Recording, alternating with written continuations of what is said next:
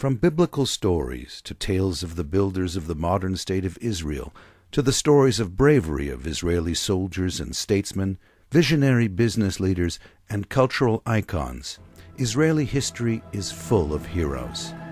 Here are the stories of just three.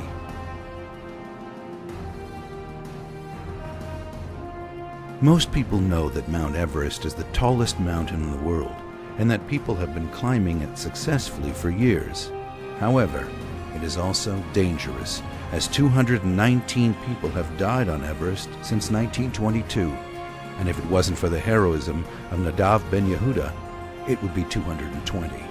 24-year-old Israeli student Ben Yehuda always dreamed of climbing Mount Everest, and in May 2012, he set out to be the youngest Israeli ever to accomplish that feat. But his plans changed when he found Aydin Irmak, another climber from Turkey, unconscious in the snow.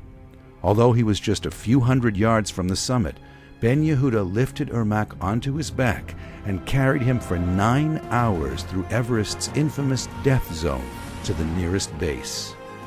Irmak told the newspaper that without Ben Yehuda, "I would have died on the mountain.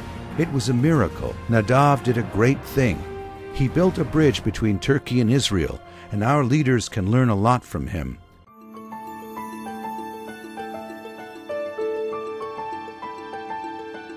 Golda Meir was born in Kiev in 1898.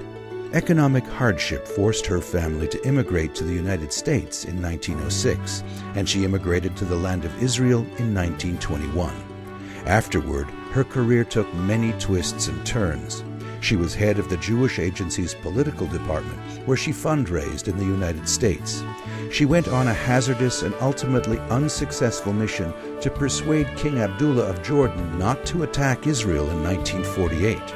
Later, she was Israel's ambassador to the Soviet Union, and then a member of the Knesset.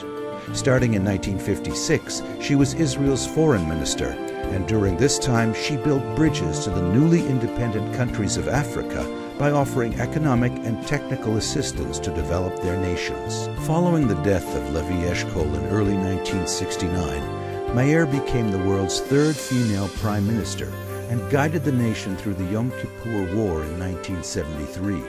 Though her leadership helped ensure Israel's victory and survival, she also took responsibility for Israel's failure to be better prepared and resigned in 1974. She died in 1978 at the age of 80 and was buried on Mount Herzl in Jerusalem, along with many of Israel's other political and military heroes.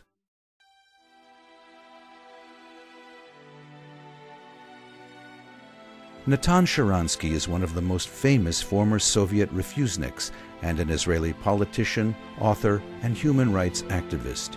He was born in 1948 in the Soviet Union and became an outspoken critic of the communist government. In 1973, Sharansky applied for an exit visa to Israel, but was refused on security grounds. Following this denial, Sharansky became more overtly involved with Jews prevented from immigrating, the refusenik movement, and became an activist for Soviet Jews.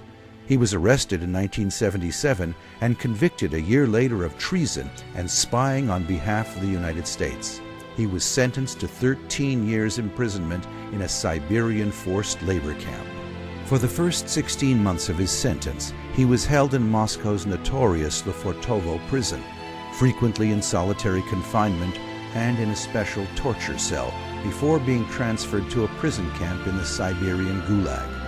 Intense diplomatic efforts and public outcries for his release were unsuccessful until 1986, when Sharansky was released as part of an East-West prisoner exchange. He arrived in Israel to a hero's welcome on February 11, 1986. Sharansky could have spent his newfound freedom enjoying life and making up for the lost years.